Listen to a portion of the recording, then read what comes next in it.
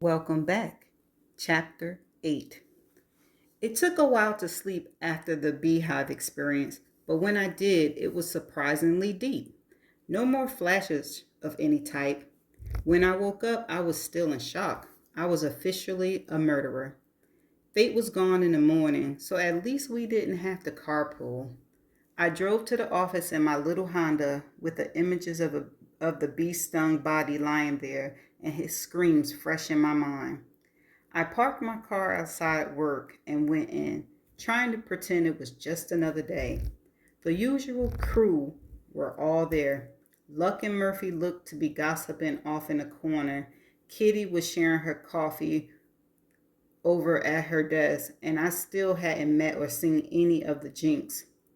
I walked over and grabbed a discarded newspaper and settled at the table near the window. It was particularly obscured by a clove it sat in. I liked it better over here. I was still technically at work, but now it was a mutual choice to be separated. They didn't want to socialize with me, and I decided to return the favor. Just as I sat down, three boys on skateboards shot through the office. They looked to be around 10 or 11. What were kids doing here? They zoomed in between the desks, knocking over files as they went, and I heard someone scream, Jinx! And it all made sense. All three sets of eyes scanned the room and froze on me. They kicked their skateboards into full gear in my direction.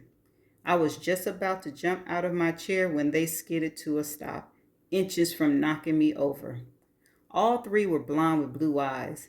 They looked like angelic brothers, but it was clear they were anything but. Hi, the kid closest to me said.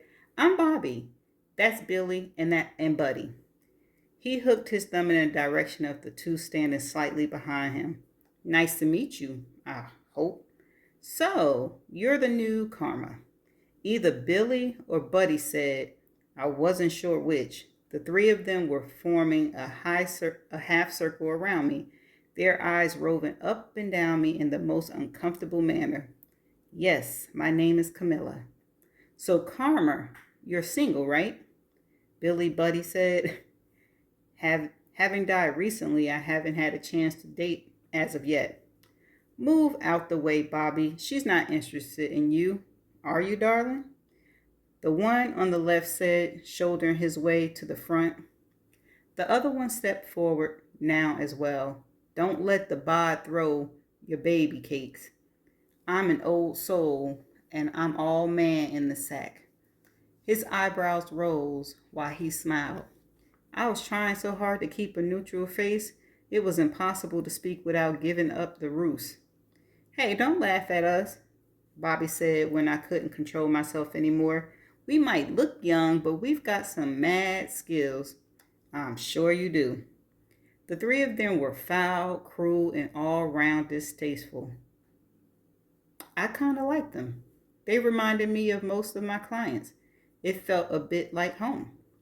In unison, all three heads perked up as if they were listening to something I couldn't hear. Billy. Got it, Bobby. Billy was now staring down at his watch. What's going on? I asked, and got a finger signaling to give them a minute. And then suddenly, Bobby dropped his arms, and Billy and Buddy cursed. What happened? I asked. Some chick was just talking about how her trip couldn't be postponed again. She knocked on wood before the minute was up, Billy explained. That knock on wood thing really works? Yeah, you get a minute to use it.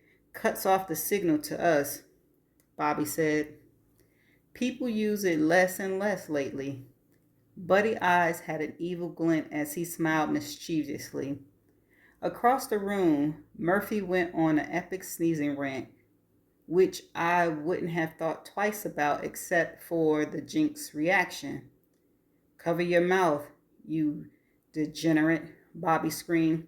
What do you think tissues are for, old man? Billy chimed in.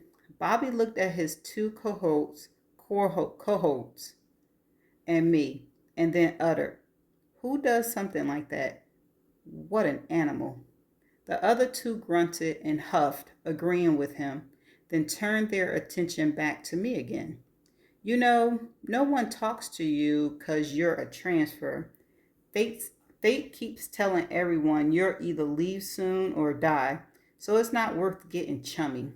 But we don't care what the rest of these dweebs do. We're trendsetters, not followers. I heard the office door shut and turning to see Fate walking in behind the caterer. Yeah, gotta go. And just like that, the Jinx took off to the other side of the office. After laying out the food, the caterer made one last trip in, carrying a cake in the shape of a cat paw, which she put off to the side. I got up, grabbed a tuna sub and a can of Diet Coke. I made a quick glance at the cake that read, Happy 1000th Anniversary Kitty, before returning to my seat. 1,000 years? Hell no. Literally, I tell them to send me to hell before I sat here for 1,000 years. I looked around the place, pretending to read the newspaper as I sat and ate alone. The air conditioning kicked on, sending a draft my way, letting me know Crow must have taken off his shoes again. He liked to go barefoot about the office, and the odor from his shoe alone could bring a grown man to his knees. I couldn't eat for the smell. I put my tuna sandwich down, scraping my arm on the edge of the broken table in the process. One of Kitty's black cats jumped on the table, looked at me, then the tuna. Knock yourself out. I pushed the sub toward the cat, which meowed in reply and then dug in. I sat back and thought about how I would not be able to exist like this for the next 1,000 years. I miss my life, my friends, having family. If I had a bad day at work before, I could call someone and talk it out afterwards, instead of having to drown myself in Battlestar Galactica reruns alone. I worked in a dump full of weirdos with no social grace who treated me like I was the outcast. 30 days of this was my max. I tucked myself a little further back as I heard them laugh at some joke. Even Fate was laughing. I think it might have been him who made the joke. It was probably a hateful joke, too, most likely at my expense. I cringed. This place was turning me into one of those bitter people. The secret haters, I used to call them. Didn't matter what happened in their lives, they were miserable. Now I felt like one of them. Crow was lighting some candles on the cake as Kitty went over. The worst was I didn't know what to do as they gathered around the cake waiting for her to blow out the candles. I felt rude sitting here, but they weren't looking to socialize. The mutilated happy anniversary song over and the candles out, Murphy took a knife and started to cut the cake and dole it out to the group. I was looking down at my paper when I saw Murphy heading over with a piece of the cake for me. It was such a simple gesture, and yet it felt like the world to me. I looked up and smiled at him as he covered the distance, and then there was Fate, stopping him with a hand on his arm. What are you doing? He asked. Murphy looked at me and then Fate before he spoke in a hushed tone. I feel bad. Fate's head was shaking and I couldn't understand what he said next, but it didn't matter. They could keep their cake. Fate's back was still towards me. I got up, walked over to them. It's for her own good, Fate said. I should have kept walking, but I didn't. What's for my own good? That you realize you don't belong? He didn't flinch as he spoke, but stared at me and I matched it with my own venomous gaze. Whatever, keep your cake. Murphy opened his mouth, but shut it quickly when Fate gave him a small shove. It was noon, 5 hours before quitting time, but I didn't care. I grabbed the keys to my Honda off the empty desk and headed out. I tried to keep my gaze averted as I made my way to the door, but it didn't help.